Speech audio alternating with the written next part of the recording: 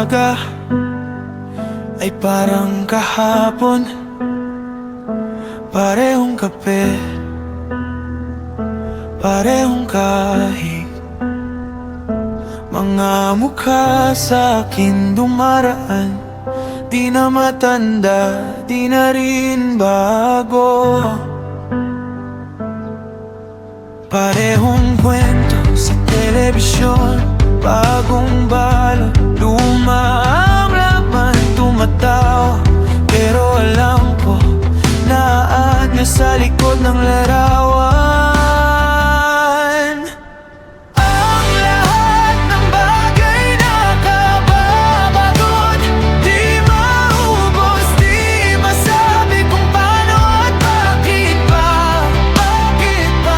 Walang sawa ang mga matang laging hanap ay iba. Pero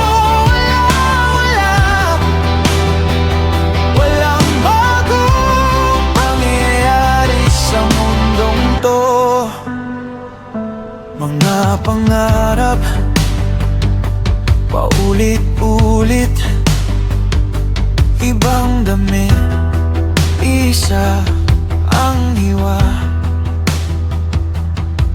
Kahit sa